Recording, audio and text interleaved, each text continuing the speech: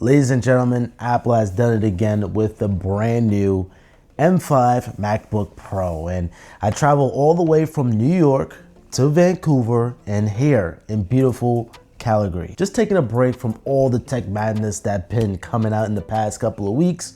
We have the Samsung Galaxy XR. I want to see how that's going to stack up against the Apple Vision Pro. We even have Halo coming to the freaking PlayStation.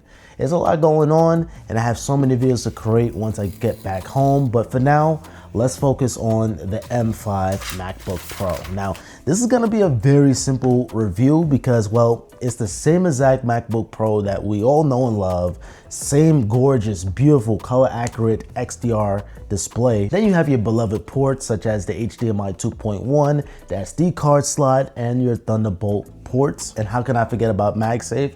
It is present here. So all that stuff is exactly the same. Me traveling and working on the go, it made me really appreciate the 14-inch size compared to the 16-inch MacBook Pro, which I have on the M3 Max. I just have that back home, and having this much power, I must add, is an absolute game changer. I just love minimalistic things that's lighter, things that's powerful, of course, and the 14-inch is starting to be up my alley. And I remember very vividly buying a MacBook Pro, you had to get the 15-inch variant just to get the best performance, but those days are long over, just thanks to Apple Silicon. And yeah, with the M5 chip, essentially getting an M1 Max or M1 Pro performance on a base model chip, this is nuts. I can only imagine and only fathom how the M5 Pro and the M5 Max and even the M5 Ultra, for crying out loud. Yeah, Apple is always raising the bar with Apple Silicon. This chip is something else when it comes down to performance. And not only Apple has just put this chip on the 14-inch model of the MacBook Pro, they also put it on the Apple Vision Pro and the new iPad Pro, which I do have right here. Also gonna be working on a video on this. Apple claims that this is 29% faster than last year's M4, delivering a significant AI boost performance and up to 15% multi-thread performance than M4. Here's the part that really got me. 45% faster graphics.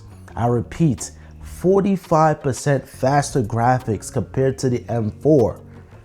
Whoa, like what are we talking about here? This is a base model chip and it's 45% faster. And basically what this means in English, this is fantastic for video editors and graphic designers. You don't need to spec all the way up to a max chip to get those performance. You could get everything done with the base model.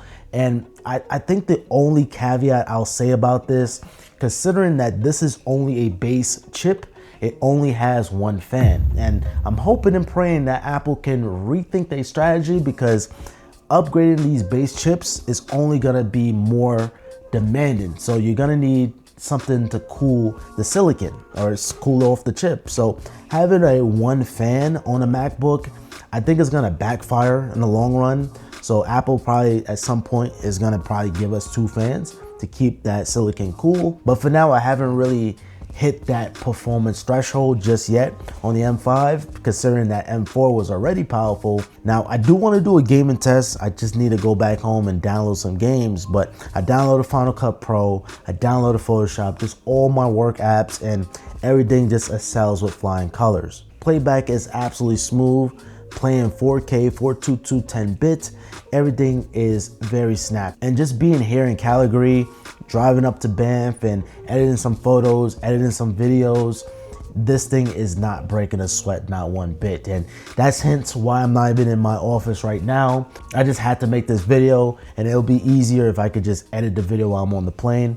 So it's a 7-hour flight back to New York. Now, I found it interesting that Apple is boosting AI performance with the M5 chip, and testing it out, I wanted to see how it handles real world creative tools. And that is when I discovered something that absolutely blew my mind. It is Opera's new browser, Opera Neon. It is called an agentic browser because it goes beyond just searching or chatting. It performs real actions across tabs using AI. So I got a few tech news articles open. All I gotta do is click the AI button on the top right and just type in, tell me what these articles are all about. Neon instantly summarized the articles across those tabs. It's basically an AI research assistant built right into the browser. This is called Neon Do. Let's say, for example, I could type in, find me the best flights leaving Calgary to JFK. I just type that in and it's gonna find me the best flights automatically. And this is perfect for research, content ideas, and Opera Neon can even create things. No coding, no downloading, just AI creation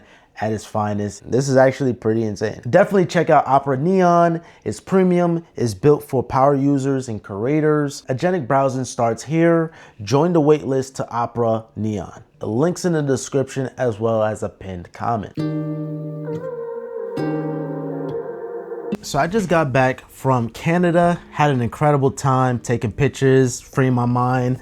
But after using the M5 MacBook Pro 14-inch, I gotta say, this blew me away. I mean, the amount of power in a base level chip is absolutely incredible. And I want to touch on the battery life, because the battery life, Apple claimed that this is gonna last up to 24 hours. And I can stand by that. I could definitely stand by that, but it depends on what you're doing. If you're gonna be gaming, the results is gonna vary, but me editing on the plane and editing photos in Lightroom, it pretty much lasts throughout the whole flight. Then I had a 3-hour layover, stayed in Salt Lake City for 3 hours, then went back on the plane to fly from Utah, Salt Lake City to JFK, New York City.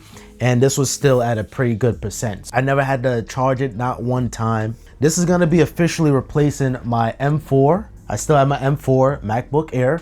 I know those guys that say, oh, you just get the laptops and return them. No, I keep them. So I still have my M4 MacBook Air.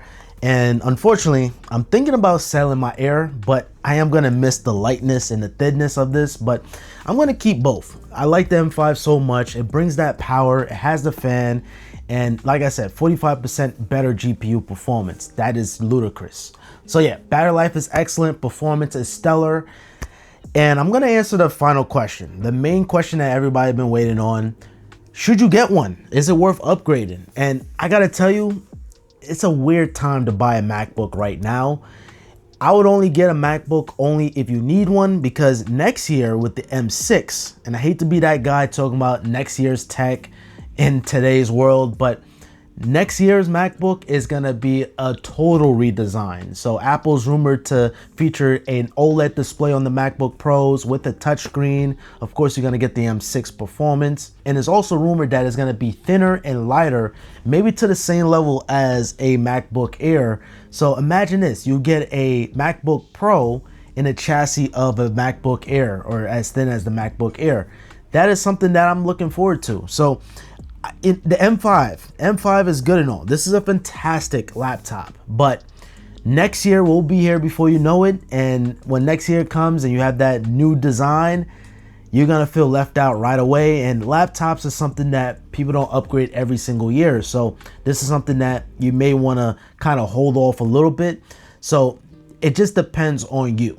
If you have an M1 to M4, I think you're perfectly fine. You could just stay right there, because M1 is still screaming to this day. I mean, for crying out loud, you're getting the M1 Max performance on the base level chip, like I mentioned earlier. So if you have an M1 Max or the M1 family, you should be perfectly fine. They could have easily skipped this MacBook and just went with the redesign with the M5. And I think more people will upgrade. But if you have an Intel based MacBook, this is where things get a little tricky, because Intel is a load of baloney right now. I actually went back to my 2015 MacBook Pro. That's my first MacBook with that light up Apple logo on the back. Apple, please bring back the glowing Apple logo. We missed that dearly. And yeah, that thing is super duper slow, and the fans ramp up. So if you have an Intel based MacBook, it's a bit weird. I think if you could hold on for a little longer, just a year, if you could hold on for a year, then it's going to be worth it. But if not, the M5 is perfectly fine too. So it just depends on your use case scenario. If you find that your Mac is moving slow, I still say this is still a worthy buy. Although the design is probably going to get dated once the newer one comes out, or whatever Apple is going to do with the new body, I just think the new body is going to mean a world of difference compared to just a spec bump like these M5s. But yeah, if you have an Intel based MacBook, it just depends on your use case. If it's moving slow, then yeah, you know, life is too short to have a slow computer. I'll probably jump and upgrade to the M5, but the M6, man, the M6 rumors is really that good. I just want to clarify that this is the base model, so 512 gigabytes of storage, 16 gigabytes of RAM. I don't even think you need any upgrades on this MacBook, to be honest. I mean, maybe the RAM, if you need to push out more RAM, I'll probably upgrade that first. And with the storage, you could just buy an external SSD and keep it moving. I just love the 14-inch model now, just traveling with it. It makes things so much easier. It's lighter, it's not as big. And the battery life is still good. It's just as good on the 14-inch. And yes, the battery life is better on the 16, but it's just as good on the 14. And it doesn't feel too crammed up on the 14-inch model. I think that's where I'm gonna end out today's video. If you have any questions or concerns, let me know down in the comments down below. If you enjoyed this video, make sure you guys subscribe with notifications on. Follow me on Instagram and on X at Simplypops. And other than that, I hope you all have a simple day. Peace.